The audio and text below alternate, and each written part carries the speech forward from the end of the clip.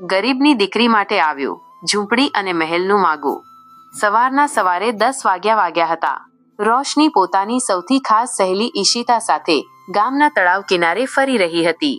ત્યાં જ બાજુના ગામનો એક છોકરો રોની આવે છે અને રોશની સામે ઘૂંટણીએ બેસી સોનાની વીંટી ધરીને કહે છે, હું તને ખૂબ પ્રેમ કરું છું અને તારી સાથે લગ્ન કરવા માંગુ છું.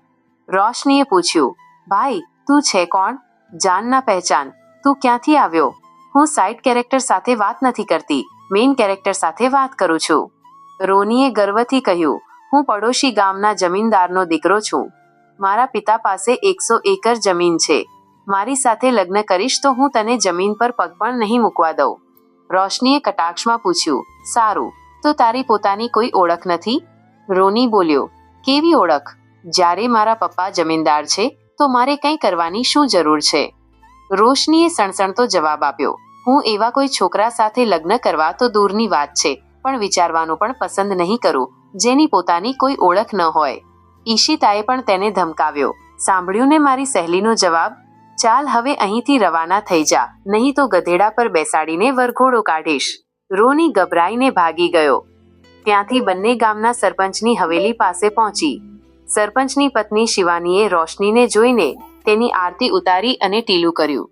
રોશનીએ પૂછ્યું, ચાચી આ બધું શું કામ? શિવાનીએ કહ્યું, બેટા તે આખા ગામનું નામ રોશન કર્યું છે.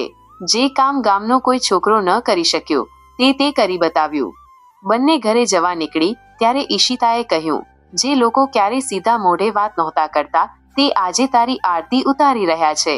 રોશનીએ શાંતિથી જવાબ આપ્યો, ઈશિતા આ લોકો મારી નહીં, મારી ઓળખની આરતી ઉતારી રહ્યા છે. રોશની તેના કાચા માટીના ઘરે પહોંચી. ત્યાં તેનો આખો પરિવાર, મમ્મી રૂપા, પપ્પા સૂરજ, દાદા દાદી અને બહેન આરતી જમવાની રાહ જોતા હતા. રોશનીએ તળાવવાળી અને આરતીવાળી વાત જણાવી. તેના દાદાએ કહ્યું, બેટા આ તારી સફળતાને કારણે છે.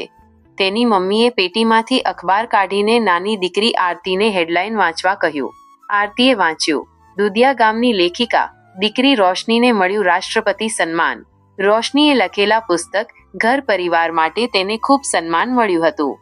બીજી તરફ એક આલિશાન મહેલમાં રહેતી સપનાજીની નજર પણ આ અખબાર પર પડી. તેમણે પતિ નીતિશજીને કહ્યું, આ દીકરીએ આટલી નાની ઉંમરે પ્રેસિડેન્ટ એવોર્ડ મેળવ્યો છે. જો આ છોકરી આપણા ઘરની વહુ બને તો આપણું નામ વધી જાય.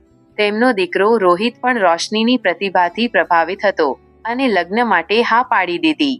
તે જ સમયે એક સાવ ગરીબ પરિવારમાં ભાસ્કરના લગ્નની વાત ચાલી રહી હતી. વિજયજી અને પ્રભાજી વિચારી રહ્યા હતા કે તેમના જેવી ઝૂંપડીમાં કોણ પોતાની દીકરી આપશે. ત્યારે પ્રભાજીએ હરિપ્રસાદની પૌત્રી રોશનીનું નામ લીધું. તેઓ પણ રોશની માટે માગું લાવવાનું નક્કી કરે છે. બીજા દિવસે ગરીબ પરિવાર બળદગાડામાં રોશનીના ઘરે પહોંચ્યો. તે સમયે રોશની ત્યાં નહોતી. વિજયજીએ સુરજજીને કહ્યું, અમે તમારા જેવી જ ઝૂંપડીમાં રહીએ છીએ, પણ તમારી દીકરીને ખુશ રાખીશું. સુરજજીએ કહ્યું કે રોશની આવે એટલે વાત કરીશું. તેમના ગયા પછી તરત જ એક મોટી કાળી ચમચમાતી ગાડી રોશનીના આંગણે આવી. તેમાંથી નીતિશજી, સપનાજી અને રોહિત ઉતર્યા.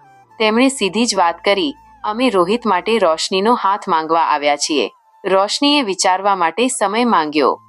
રોશની મૂંઝવણમાં હતી. તેણે એક યુક્તિ વિચારી. તે પોતાનું રૂપ બદલીને બંને પરિવારોની પરીક્ષા લેવા નીકળી. મહેલની પરીક્ષા. રોશનીએ પોતાના શરીર પર કોલસો ઘસીને કાળી બની ગઈ અને ફાટેલા કપડાં પહેરી મહેલમાં કામ માંગવા ગઈ. નીતિશજીએ તેને દયા ખાઈને રાખી લીધી. ત્યાં તેણે જોયું કે મહેલમાં પૈસા ખૂબ છે, લોકો ગરીબોની મદદ પણ કરે છે, પણ પરિવારમાં એકતા નથી. બધા પોતાના રૂમમાં અલગ અલગ જમે છે અને કોઈને એકબીજા માટે સમય નથી. ઝૂંપડીની પરીક્ષા. પછી તે ગરીબ પરિવાર પાસે ગઈ. ત્યાં વિજયજીએ પહેલા સંકોચ કર્યો, પણ પ્રભાજીએ કહ્યું, આપણી પાસે જે છે તેમાં તેને પણ સાચવી લઈશું. ત્યાં તેણે જોયું કે પરિવારમાં ભલે ગરીબી હતી પણ પ્રેમ અઢળક હતો. આખો પરિવાર મોટા દીકરા ભાસ્કરની રાહ જોતા અને બધા સાથે બેસીને જમતા હતા. ઘરે આવીને રોશનીએ પોતાની સહેલી ઈશિતા અને પરિવારને જણાવ્યું, મેં નિર્ણય લીધો છે કે હું ઝૂંપડીની વહુ બનીશ. બધા ચોંકી ગયા. રોશનીએ સમજાવ્યું, મહેલમાં પૈસા છે પણ ફેમિલી વેલ્યુ નથી. ઝૂંપડીમાં ફેમિલી વેલ્યુ છે. હું તો લેખિકા છું, આજે નહીં તો કાલે હું પણ પૈસા કમાઈશ. જો હું મહેલમાં કમાઈશ તો તેની કોઈ કિંમત નહીં હોય, પણ જો હું આ ગરીબ ઘરમાં કમાઈશ તો ગરીબી પણ દૂર થશે અને મારા મહેનતની કિંમત પણ સમજાશે. રોશનીના પપ્પાએ ગરીબ પરિવારને ખુશખબર આપવા અને મહેલવાળાને ના પાડવા માટે ફોન કર્યો.